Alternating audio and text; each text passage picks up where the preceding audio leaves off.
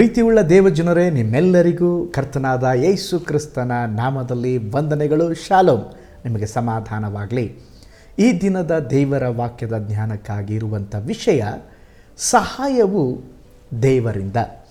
ಅದಕ್ಕೆ ಆಧಾರವಾಗಿ ಕೀರ್ತನೆಗಳ ಗ್ರಂಥ 121ನೇ ಅಧ್ಯಾಯ 1 ಮತ್ತು 2ನೇ ವಚನಗಳನ್ನು ಓದಿಕೊಳ್ಳೋಣ. ನಾನು ಕಣ್ಣೆತ್ತಿ ಪರ್ವತಗಳ ಕಡೆಗೆ ನೋಡುತ್ತೇನೆ, ನನ್ನ ಸಹಾಯವು ಎಲ್ಲಿಂದ ಬರುವುದು?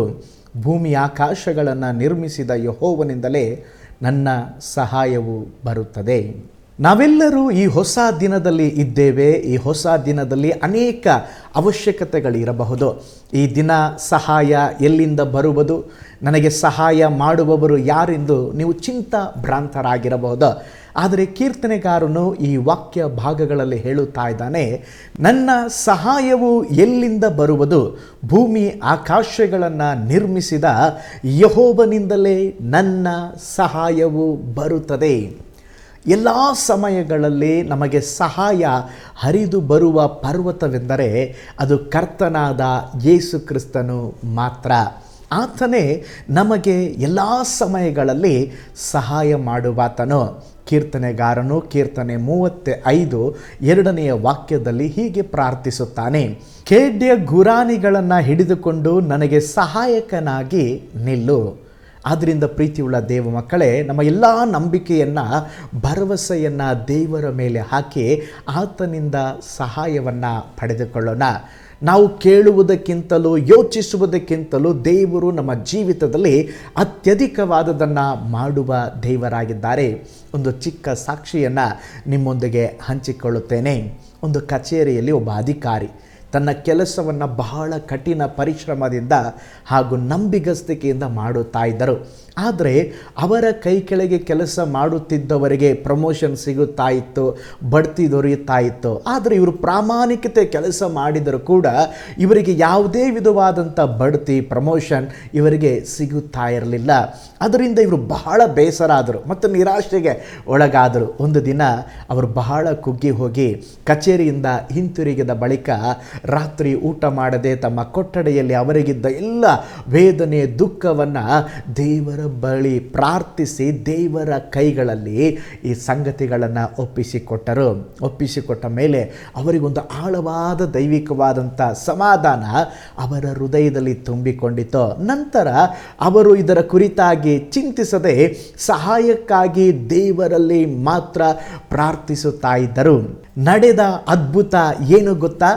ಒಂದು ದಿನ ದಿಢೀರೆಂಬುದಾಗಿ ಕಂಪನಿಯ ಉನ್ನತ ಅಧಿಕಾರಿ ಅವನ ಕಚೇರಿಗೆ ಆಕಸ್ಮಿಕ ಭೇಟಿ ಕೊಟ್ಟರು. ಅವರು ಪ್ರತಿಯೊಬ್ಬ ನೌಕರನ ಯೋಗ್ಯತಾ ಪತ್ರಗಳನ್ನು ನೋಡಿದಾಗ ಈ ಹಿರಿಯ ದೇವ ಭಕ್ತನಿಗೆ ಬಡ್ತಿಯು, ಸಂಬಳ ಮುಂತಾದ ವಿಚಾರದಲ್ಲಿ ದೊಡ್ಡ ಅನ್ಯಾಯವಾಗಿರುವುದು ತಿಳಿದು ಬಂತು. ಇವರಿಗೋಸ್ಕರ ಏನು ಮಾಡಿದ್ರು ಅಂದರೆ ಒಂದು ಹೊಸ ಹುದ್ದೆಯನ್ನು ನಿರ್ಮಾಣ ಮಾಡಿ ಆ ಉನ್ನತವಾದ ಹುದ್ದೆಗೆ ಈ ಭಕ್ತನನ್ನೇ ನೇಮಿಸಲಾಯಿತು. ಇವರು ಎದುರು ನೋಡುವುದಕ್ಕಿಂತ ಹೆಚ್ಚಾಗಿ ಸಂಬಳದಲ್ಲಿ ಮತ್ತು ಅಧಿಕಾರದಲ್ಲಿ ಒಂದು ದೊಡ್ಡ ಪ್ರಮೋಷನ್ ಅವರಿಗೆ ಸಿಕ್ತು. ಇಡೀ ಕಚೇರಿಯ ಎಲ್ಲ ಉದ್ಯೋಗಸ್ಥರು ಆಶ್ಚರ್ಯಪಟ್ಟರು.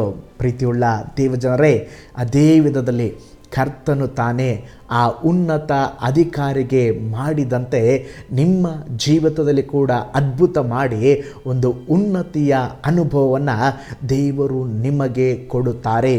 ಹಾಗಾದರೆ ಸಹಾಯವು ಉನ್ನತಿಯು ದೇವರಿಂದಲೇ ಬರುತ್ತದೆ.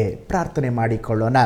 ಪರಲೋಕದಲ್ಲಿ ವಾಸ ಮಾಡುವಂಥ ನಮ್ಮ ತಂದೆಯಾದ ದೇವರೇ, ಈ ದಿನ ನಿನ್ನ ವಾಕ್ಯವನ್ನು ಧ್ಯಾನಿಸಿದ ಹಾಗೆ, ಹೌದು ಸ್ವಾಮಿ, ನಮಗೆ ಸಹಾಯ ಬೇರೆ ಎಲ್ಲಿಂದಲೂ ಬರುವುದಿಲ್ಲಪ್ಪ, ನಿನ್ನಿಂದ ಮಾತ್ರ ನಮಗೆ ಸಹಾಯ ಬರಲಿ.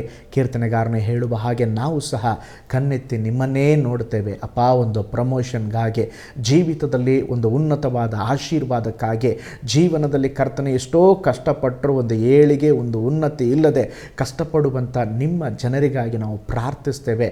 ಯೇಸುವಿನ ನಾಮದಲ್ಲಿ ಅವರ ಜೀವನದಲ್ಲಿ ಒಂದು ಅದ್ಭುತ ನಡೆಯಲಿ. ಸಹಾಯವು ಉನ್ನತಿಯು ನಿನ್ನಿಂದ ಬರುತ್ತದೆ. ಪ್ರತಿಯೊಬ್ಬರಿಗೂ ಆ ಸಹಾಯ ಉನ್ನತಿ ಉಂಟಾಗಲೆಂಬುದಾಗಿ ನಾವು ಪ್ರಾರ್ಥಿಸ್ತೇವೆ. ನಮ್ಮ ಪ್ರಾರ್ಥನೆ ಕೇಳಿದ ಪ್ರೀತಿಗಾಗಿ ಸ್ತೋತ್ರ. ಯೇಸುವಿನ ಹೆಸರಿನಲ್ಲಿ ಪ್ರಾರ್ಥಿಸ್ತೇವೆ ನಮ್ಮ ಜೀವವುಳ್ಳ ತಂದೆಯೇ, ಆಮೇನ್. Praise the lord. ಶುಭ ದಿನ. ಕರ್ತನು ಈ ದಿನ ವಿಶೇಷವಾದ ರೀತಿಯಲ್ಲಿ ದೇವರು ನಿಮ್ಮನ್ನು ನಡೆಸಲಿ. ಪ್ರತಿದಿನ ನಿರೀಕ್ಷೆಯ ಸಂದೇಶವನ್ನು ನಿಮ್ಮ ವಾಟ್ಸಪ್ನಲ್ಲಿ ಪಡೆಯಲು ಕೆಳಗೆ ಕೊಡಲ್ಪಟ್ಟಂಥ ನಂಬರನ್ನು ಸಂಪರ್ಕಿಸಿ. ಕರ್ತನು ತಾನೇ ನಿಮ್ಮನ್ನು, ನಿಮ್ಮ ಕುಟುಂಬವನ್ನು ಆಶೀರ್ವದಿಸಲಿ. ಸಹಾಯಕ್ಕಾಗಿ ದೇವರನ್ನು ಎದುರು ನೋಡ್ರಿ. ದೇವರು ನಿಮ್ಮ ಜೀವಿತದಲ್ಲಿ ಅದ್ಭುತ ಮಾಡುವರು. ಶುಭ ದಿನ. God bless you all.